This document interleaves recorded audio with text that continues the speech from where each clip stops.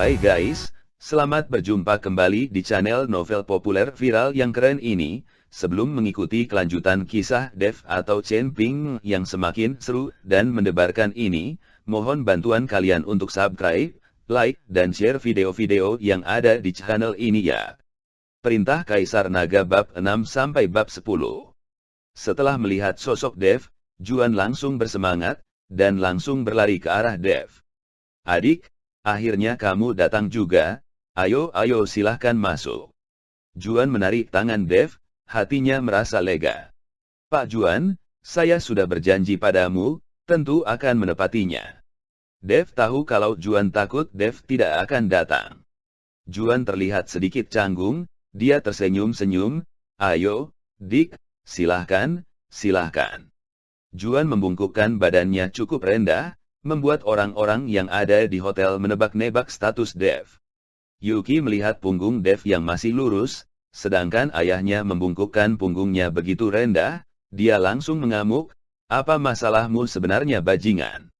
Ayahku sudah menunggu kamu di luar selama setengah jam lebih, dan coba kamu perhatikan raut wajah ayahku, semakin lama semakin jelek, sebenarnya kamu bisa menyembuhkannya atau tidak? Yuki memang sudah memiliki kesan pertama yang buruk terhadap Dev. Awalnya saat Dev mengontrol penyakit Juan, Yuki masih merasa kaget, dia mengira kalau Dev memang punya keahlian. Tapi tidak berselang lama, rona merah di wajah Juan semakin lama terlihat semakin jelas. Hal ini membuat Yuki merasa kalau Dev adalah seorang penipu, dan bisa saja dia berniat menipu uang. Yuki, jangan berkata seperti itu, cepat minta maaf pada adik. Juan menatap Yuki dengan wajah serius, dan memarahinya.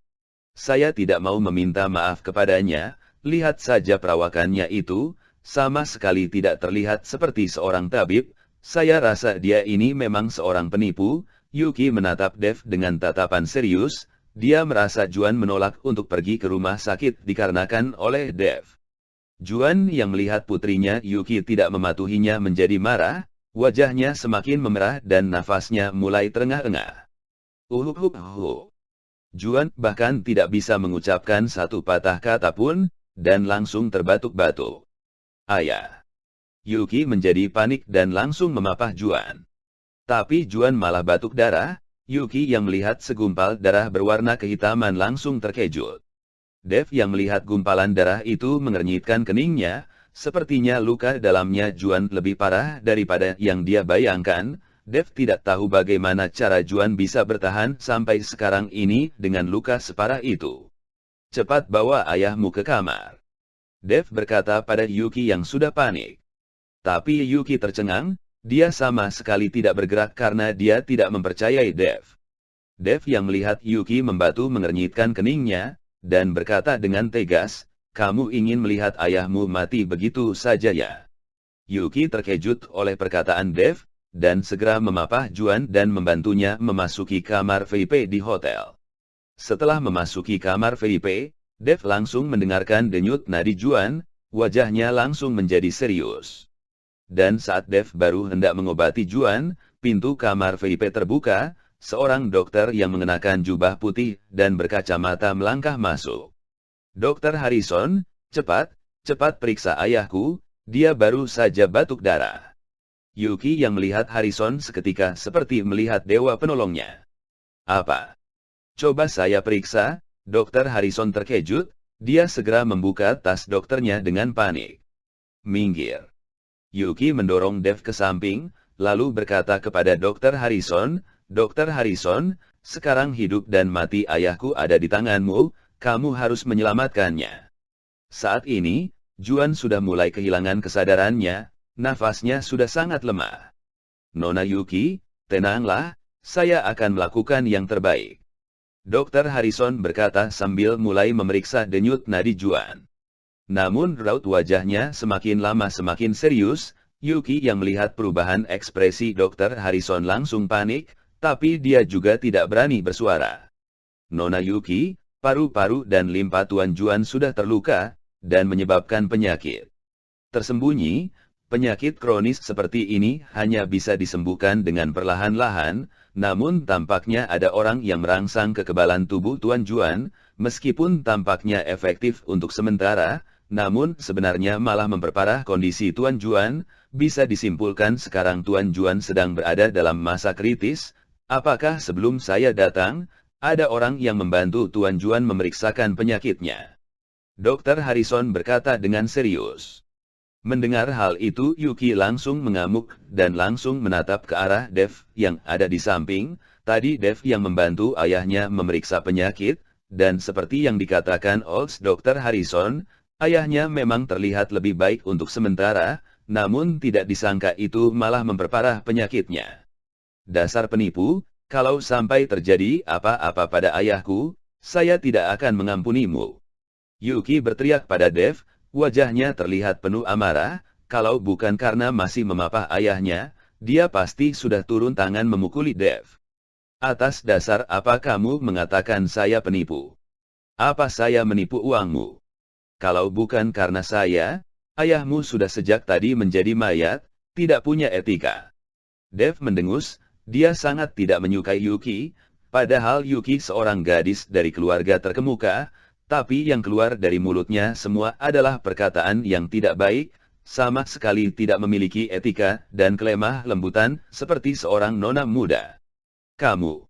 Yuki sudah sangat kesal, tapi saat ini dia tidak punya tenaga untuk berdebat dengan Dev. Keselamatan ayahnya jauh lebih penting. Dokter Harrison, kumohon padamu cepat pikirkan cara untuk menyelamatkan ayahku, kumohon. Yuki sudah hampir menangis.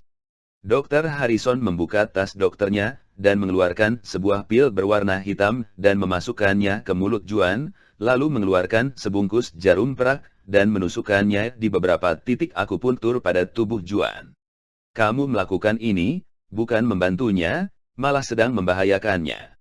Dev memperhatikan teknik akupuntur Dokter Harrison dan berkata dengan tenang. Dokter Harrison mengernyitkan keningnya, apa maksudmu? Kamu sedang meragukanku. Lantas apakah kamu juga bisa akupuntur? Akupuntur adalah pengobatan tradisional yang berasal dari negeri Cina, bukan pengobatan ala barat, yang bisa dikuasai dalam beberapa tahun. Pengobatan akupuntur dan pengobatan tradisional sulit untuk dikuasai, bahkan dipelajari selama belasan tahun pun tidak menjamin akan bisa menguasainya, bisa saja menghabiskan puluhan tahun, bahkan ada orang yang mempelajarinya seumur hidup, dan mereka juga tidak berani mengatakan diri mereka mahir. Tapi, Dev yang terlihat masih berusia 20-an tahun malah berani meragukannya, walaupun Dev mempelajari akupuntur bahkan sejak berada di rahim ibunya, bisa sehebat apa teknik pengobatannya. Bicara apa kamu? Di sini tidak memerlukanmu, pergi kamu. Yuki takut Dev akan membiarkan konsentrasi Dokter Harrison, dia langsung berteriak dengan marah. Baik, kamu yang mengusirku ya, saya akan duduk di lorong depan, tidak sampai 5 menit, saya yakin kamu akan kembali memohon bantuanku. Selesai berkata, Dev langsung membuka pintu dan pergi keluar. Dev pergi dan tidak ada orang yang memperdulikannya. Dokter Harrison kembali menusukkan jarum akupuntur pada Juan dengan hati-hati, membuatnya berkeringat banyak dalam sekejap. Dan saat jarum terakhir ditusukkan padanya, Juan tersadar dan perlahan-lahan membuka matanya. Ayah sudah sadar, Dokter Harrison, ayahku sudah sadar, syukurlah. Melihat Juan sudah kembali sadar, Yuki berteriak dengan semangat, wajahnya terlihat berderai air mata. Dia merasa sangat ketakutan tadi, dia takut kalau ayahnya tidak akan pernah sadar lagi. Dokter Harrison yang melihat Juan sudah sadar juga menarik nafas panjang, dia juga sebenarnya tidak tahu harus berbuat apa. Tapi di saat Yuki dan Dokter Harrison merasa lega, Juan yang sudah sadar tiba-tiba gemetaran hebat, raut wajahnya terlihat sangat kesakitan, dan kesulitan, wajahnya tiba-tiba menjadi keunguan. Ayah. Yuki berteriak, dia panik dan menatap Dokter Harrison. Dokter Harrison, apa yang terjadi? Seketika, Dokter Harrison juga menjadi panik, dia terlihat kebingungan, saya juga tidak tahu, kenapa bisa seperti ini, kenapa bisa seperti ini. Kenapa kamu bertanya padaku? Kamu kan dokter. Yuki panik, dan dia berteriak kesal pada Dokter Harrison. Sesaat kemudian, tubuh Juan perlahan-lahan tidak gemetaran lagi, dan akhirnya tidak bergerak sama sekali, bahkan nafasnya juga sudah tidak terdeteksi.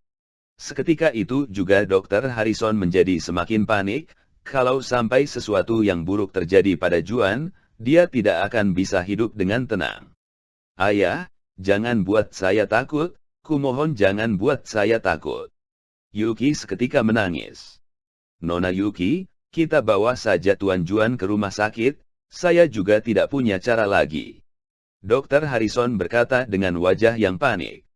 Alasan dia menyarankan untuk segera membawa Juan ke rumah sakit adalah agar dia bisa melepas tanggung jawab.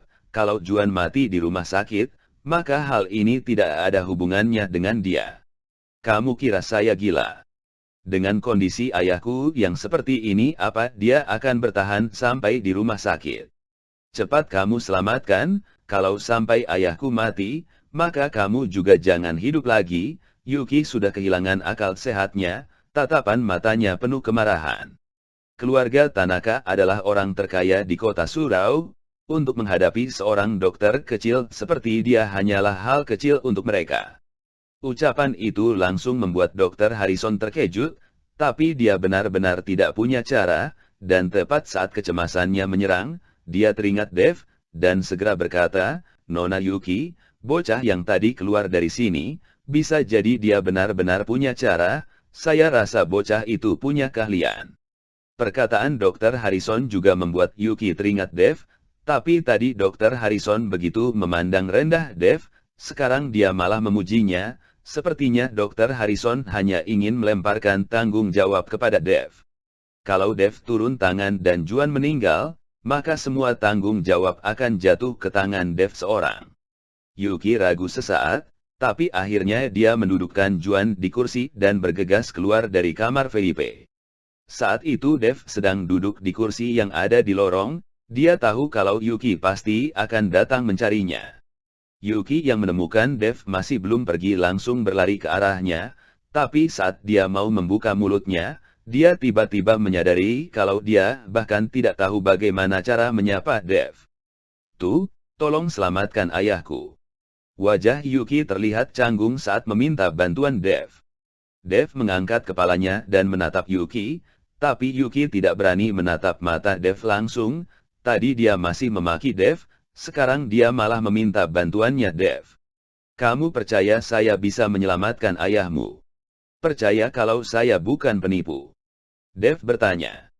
Yuki tidak mengatakan apapun, dia tidak tahu harus menjawab apa, karena dia sebenarnya tidak mempercayai Dev sepenuhnya, hanya saja dia sudah tidak punya cara lagi, ini sudah menyangkut masalah hidup dan mati.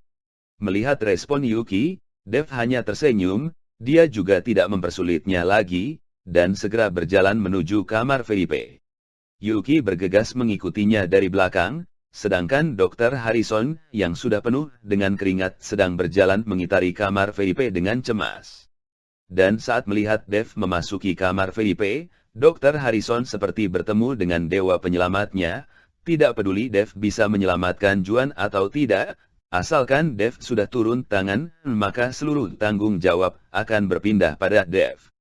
Adik, tadi saya sudah salah menilaimu, tolong segera selamatkan Tuan Juan. Dr. Harrison juga membuang harga dirinya dan memohon kepada Dev. Saat ini hidupnya lebih penting dibandingkan harga dirinya. Tidak ada salahnya dia memuji di saat seperti ini. Dev melirik Dr. Harrison lalu mendengus pelan, sepertinya saya hanya bisa berusaha keras. Setelah berkata Dev bertanya kepada Dr. Harrison, apa kamu masih punya jarum perak? Ada, di tas dokterku. Dr. Harrison segera mengeluarkan sebungkus jarum perak dan menyerahkannya kepada Dev. Tidak cukup. Dev menggelengkan kepalanya. Tidak cukup. Dr. Harrison terkejut, sebungkus ini berisi 30 jarum perak, masa tidak cukup?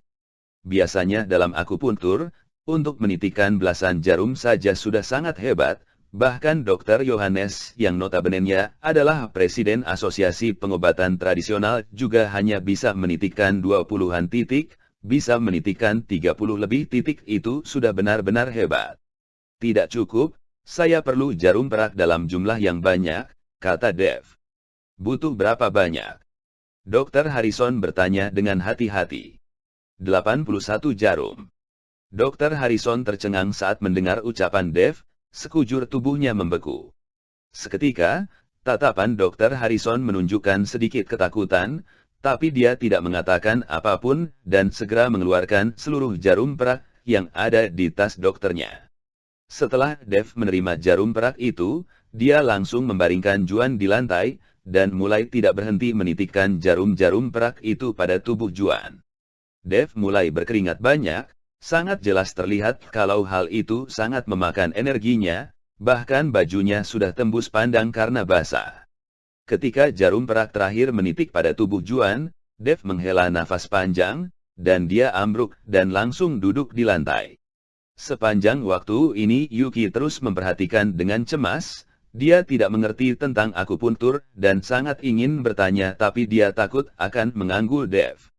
Sedangkan Dokter Harrison yang sudah tercengang sejak tadi, terpana, mulutnya menganga, bahkan sudah cukup untuk memasukkan sebutir telur. Setelah sesaat, keterkejutan Dokter Harrison berubah menjadi semangat, dia langsung berlutut di hadapan Dev dan menimbulkan suara gedebuk. Kelakuan Dokter Harrison yang mendadak itu juga membuat Dev dan Yuki terkejut. "Tabib, tolong terimalah saya sebagai muridmu." Dev membuka mulutnya tapi dia menyadari kalau dia bahkan sudah tidak punya tenaga untuk berbicara, sedangkan Yuki yang terkejut menatap Dokter Harrison. "Dokter Harrison, apa yang sedang kamu lakukan?" "Ayahku saja belum tersadar." Yuki tidak mengerti, ayahnya jelas-jelas belum tersadar, kenapa Dokter Harrison sudah memanggil Dev dengan sebutan tabib.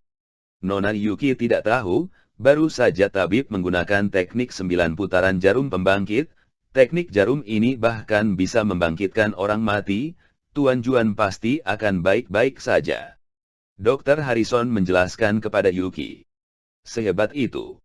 Yuki menatap Dev dengan tatapan tidak percaya, kalau apa yang dikatakan Dokter Harrison benar, maka Dev benar-benar pantas disebut tabib. Tidak disangka kamu mengetahui tentang teknik 9 putaran jarum pembangkit. Dev menarik napas dalam-dalam dan berkata dengan terkejut. Teknik 9 putaran jarum pembangkit adalah teknik akupuntur kuno, dan sudah lama hilang. Teknik ini dipelajari oleh Dev dari Ryu, dia tidak tahu bagaimana Dokter Harrison bisa mengetahui tentang teknik itu. "Tabib, saya Harrison, ketua dari Asosiasi Pengobatan Tradisional Cabang Kota Surau, saya pernah membaca tentang teknik ini di buku pengobatan kuno, tidak disangka hari ini saya begitu beruntung dan bisa menyaksikan tabib menggunakan teknik ini, tolong terima saya sebagai muridmu." Sambil berkata, Harrison mulai bersujud kepada Dev. Perilaku Harrison kembali membuat Dev kewalahan, dan pada saat itu suara batuk terdengar, Juan sudah tersadar. "Ayah." Yuki segera menghampiri Juan dan mencoba memapah ayahnya, tapi Dev langsung menghentikannya. "Nona Yuki, kamu tidak boleh menggerakkannya sekarang, tunggu sampai saya mengeluarkan semua jarum yang ada di tubuh ayahmu dulu." Dev meraih tangan Yuki yang kurus dan merasakan kehangatan dan kelembutan, membuat hati Dev bergejolak, sedangkan Yuki yang merasakan kehangatan dari tangan Dev tersipu malu, itu berhasil. Dev bergegas melepaskan genggamannya, dan berusaha menenangkan dirinya, lalu melambaikan tangannya dengan ringan pada tubuh Juan, dan 81 jarum itu seolah tersedot langsung ke tangan Dev. "Sudah." Dev mengembalikan jarum perak itu pada Harrison, dan berkata pada Yuki. Dan saat ini, Yuki tidak berani lagi meragukan Dev sedikit pun, dia berterima kasih kepada Dev dan memapah Juan. Dia sangat bersemangat hingga air matanya pun hampir mengalir. "Ayah, bagaimana perasaanmu sekarang?" Yuki memapah Juan dan bertanya padanya. "Saya tidak apa-apa, sudah terasa lebih baik." Juan tersenyum, tapi saat dia melihat Harrison yang sedang berlutut, dia terlihat kebingungan. "Ada apa ini?" Yuki hanya bisa menceritakan kembali tentang teknik 9 putaran jarum pembangkit yang digunakan Dev untuk menyelamatkannya, dan setelah Juan mendengarnya dia sangat terkejut. Dia merasa Dev yang bisa mengetahui tentang penyakit tersembunyinya pasti punya keahlian, Tapi dia tidak menyangka Dev ternyata sehebat itu, sampai-sampai ketua asosiasi pengobatan tradisional pun bersujud memohon menjadi muridnya. Adik, kamu sudah menyelamatkanku sebanyak 2 kali, mulai hari ini kamu adalah penyelamat keluarga Tanaka, apapun yang kamu butuhkan keluarga Tanaka pasti akan memenuhinya. Juan berkata dengan terharu. Tuan Juan jangan sungkan, saya hanya membantu sedikit. Lagi pula kamu adalah orang yang sudah melakukan kebajikan untuk waktu yang lama, anggap saja ini adalah karma baikmu. Dev berkata dengan tenang, dan mengganti topik pembicaraan, meskipun saya sudah menggunakan teknik 9 putaran jarum pembangkit untuk menyelamatkan nyawamu, tapi penyakitmu ini, kalau tidak segera diobati, kamu hanya akan bertahan paling lama 3 bulan. Setelah mendengar perkataan Dev, Juan juga berlutut pada Dev dan berkata, tolong Tuan selamatkan nyawa saya akan membayar berapapun, bahkan seluruh hartaku akan kurelakan. Juan sangat ketakutan, dia tidak berani memanggil Dev dengan sebutan adik lagi, dan langsung memanggilnya dengan sebutan Tuan, dia benar-benar takut kalau Dev tidak mau menyelamatkannya. Demi hidup dia sanggup merelakan seluruh harta kekayaannya pada Dev. Sebagai orang terkaya di kota Surau, harta kekayaan Juan terbilang banyak, dan sekarang dia ingin memberikan semuanya pada Dev. Siapapun yang mendengar itu pasti akan merasa iri. Tuan Juan tidak perlu sampai seperti itu, kita kebetulan bertemu dan tentu saya akan menyelamatkanmu, hanya saja saya memerlukan beberapa bahan obat langka, dan saya perlu Anda menyiapkan bahan-bahan itu. Dev tidak punya uang untuk membelikan Juan bahan-bahan itu, dan bahan-bahan yang dia perlukan itu cukup berharga dan mahal, sebagian orang tidak akan mampu mendapatkannya. Tuan, katakan saja apa yang Anda perlukan. Juan sibuk menganggukkan kepalanya, lalu berkata pada Yuki, Yuki, cepat siapkan pulpen dan kertas, dan catat semuanya. Dev yang tiba-tiba dipanggil Tuan oleh Juan merasa canggung, lalu berkata, Tuan Juan, nama saya Dev Chen, cukup panggil saya Dev saja. Bagaimana boleh, Tuan Chen adalah penyelamat saya, keluarga Tanaka tidak akan melupakan hal ini. Dev melihat Juan yang bersikeras pun tidak lagi menuntut padanya, dia mengambil pulpen dan kertas lalu menuliskan bahan-bahan yang dia perlukan dan memberikannya pada Yuki. Tuan Juan, dalam daftar obat ini sebagian besar adalah bahan-bahan yang kamu perlukan, tapi ada sebagian yang saya perlukan untuk ibu saya kehilangan penglihatannya, dan saya memerlukan bahan-bahan ini untuk menyembuhkannya. Dev berkata dengan jujur pada Juan. Ibu Dev, Celin kehilangan penglihatannya karena terlalu sering menangis, kalau bahan-bahan obatnya tersedia, menyembuhkannya hanya masalah kecil bagi Dev. Hanya saja, dengan kemampuannya yang saat ini, dia tidak sanggup membeli bahan-bahan obat itu, dan meminta bantuan keluarga Tanaka untuk sekalian menyiapkannya. Hanya saja, ada 2 bahan yang Dev khawatir tidak akan bisa ditemukan oleh Tuan Tanaka, salah satunya adalah kuas spiritual, seperti kuas yang sudah lama digunakan oleh sastrawan dan memiliki spiritualitas. Atau kuas yang terbuat dari bulu hewan spiritual, juga bisa digunakan. Dan satu lagi yang dia butuhkan adalah batu sinabar, meskipun batu sinabar sangat umum, namun yang Dev butuhkan adalah batu sinabar yang terbuat dari kayu cendana merah, yang sudah berusia ratusan tahun, atau kayu cendana, dan dipadukan dengan kuas spiritual. Dev hanya perlu menitikkannya beberapa kali pada mata Celin, dan dia akan kembali bisa melihat. Meskipun Dev juga menuliskan kedua bahan ini dalam daftar, tapi dia ragu kalau keluarga Tanaka dapat menemukannya. Kedua benda itu hanya bisa dibedakan oleh orang-orang yang mengerti. Tuan Dev, katakan saja apa yang kamu perlukan, saya akan berusaha sebisa mungkin untuk memenuhi permintaanmu, dan tidak akan pernah menolak. Juan segera menjawab. Tuan Dev, dalam daftar ini kamu menuliskan kuas spiritual dan batu sinabar, apa kegunaan mereka? Yuki tiba-tiba membuka suara dan bertanya. Karena kuas dan batu sinabar tidak terdengar seperti bahan yang diperlukan untuk menyembuhkan penyakit, dan 2 benda ini juga umum dijual di jalanan. Yuki, Kamu jangan banyak bertanya, kalau Tuan Dev menuliskannya di daftar, ikuti saja. Kata Juan sambil memelototi Yuki. Tidak apa-apa. Dev tersenyum, kedua benda ini juga digunakan untuk menyembuhkan penyakit, hanya saja kedua benda ini tidak biasa, yang saya perlukan adalah kuas yang memiliki spiritualitas, dan batu sinabar yang terbuat dari kayu cendana. Memiliki spiritualitas. Yuki tercengang. Juan juga kaget, mereka bahkan tidak mengerti apa yang dimaksud memiliki spiritualitas. Melihat kedua orang itu tercengang, Dev menjelaskan, di dunia ini, semua makhluk hidup sampai benda mati sekalipun sebenarnya memiliki spiritualitas, walaupun benda mati yang ada di sini seperti meja dan kursi ini, semuanya memiliki spiritualitas, hanya saja peluangnya memerlukan persyaratan khusus dan waktu yang panjang. Seperti misalnya kursi yang saya duduki ini, kalau misalnya saya duduk di kursi ini setiap hari untuk berlatih, maka 10 tahun, 50 tahun ataupun hingga ratusan tahun, maka kursi ini akan perlahan-lahan memiliki spiritualitas. Dev takut mereka berdua tidak mengerti maksudnya, jadi dia berusaha menjelaskan dengan kata-kata yang umum. Oh, saya mengerti. Yuki tiba-tiba berteriak bersemangat, Tuan Dev, maksud Tuan sama seperti yang saya tonton di televisi, sebatang pohon yang tumbuh di gua sakral yang didatangi para titisan dewa akan memiliki spiritualitas, bahkan ada yang berubah menjadi bentuk manusia. Yuki, jangan bicara sembarangan. Juan yang mendengar jawaban Yuki merasa dia sedang omong kosong. Dia berpendapat kalau di dunia ini tidak mungkin ada titisan dewa, sudah zaman apa ini? Yang dikatakan oleh Nona Yuki tepat sekali, maksud saya seperti itu. Dev tersenyum.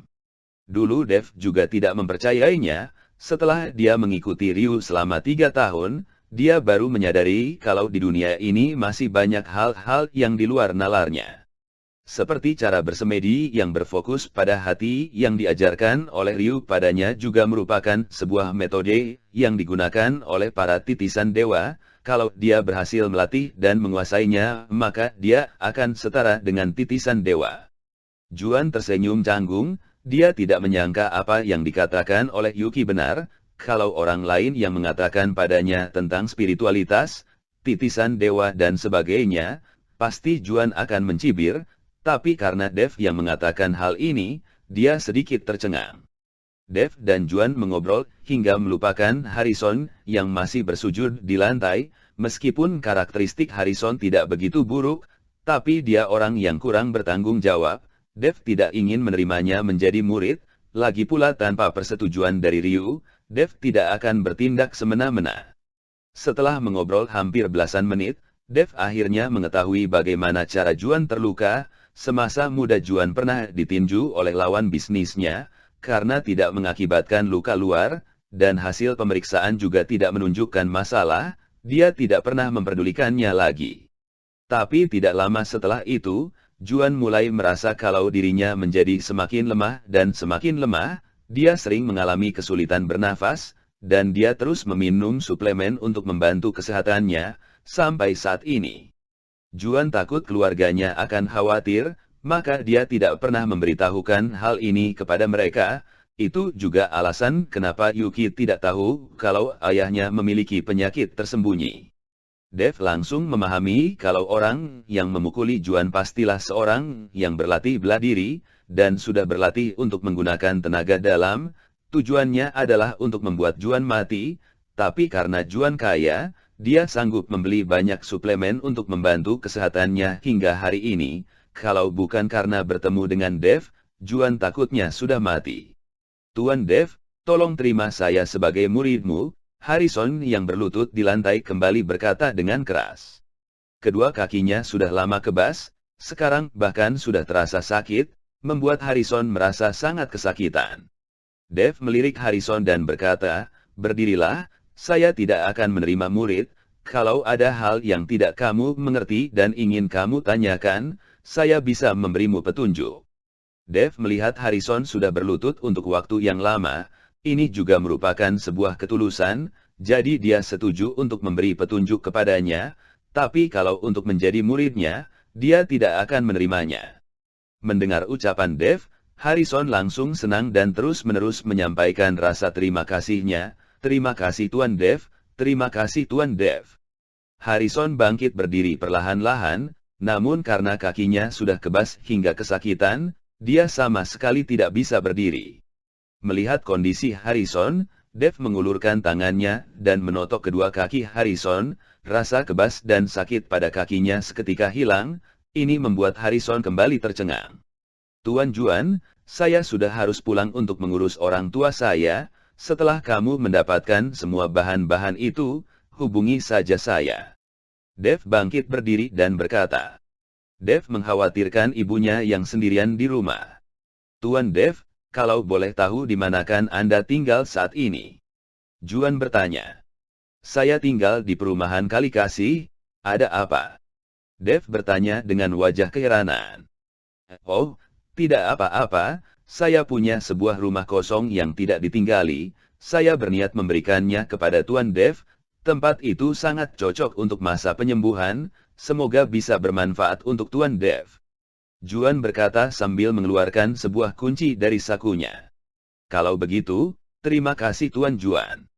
Awalnya Dev berencana menolak, dia membantu mengobati Juan bukan demi mendapatkan apapun, tapi saat dia mengingat rumah orang tuanya yang sudah bobrok, dan dia sendiri belum memiliki kemampuan untuk membelikan rumah baru untuk sementara waktu ini, maka dia memilih untuk menerimanya. Tapi saat Dev menerima kunci yang diserahkan kepadanya, dia tertegun. Kunci ini merupakan kunci rumah yang ada di area perumahan Bumi Indah. Area perumahan Bumi Indah merupakan kompleks perumahan terkecil yang ada di kota Surau. Kompleks perumahan itu berada di satu-satunya pegunungan yang ada di kota Surau. Pemandangan di sana sangat indah, udaranya juga sangat segar. Dan orang yang bisa tinggal di sana hanyalah para konglomerat, atau orang-orang dengan jabatan tinggi. Orang biasa bahkan tidak akan sanggup membayar biaya pengelolaan properti. Tuan Juan, rumah ini terlalu mahal, saya tidak bisa menerimanya.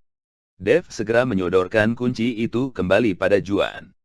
Kalau Tuan Dev menolak seperti ini, lantas apakah nyawa saya tidak melebihi harga rumah ini? Juan berkata sambil tersenyum. Mendengar perkataan Juan, Dev hanya bisa menerimanya. Kemudian Juan juga mengeluarkan selembar kartu ATM dan memberikannya kepada Dev. Di dalamnya berisi 10 miliar. Dev tahu dia tidak akan bisa menolak, jadi dia menerima kartu itu dan memasukkannya ke dalam saku. Di saat Dev bersiap pamit, dari bawah terdengar suara ribut dan keras. Dev mengernyitkan keningnya.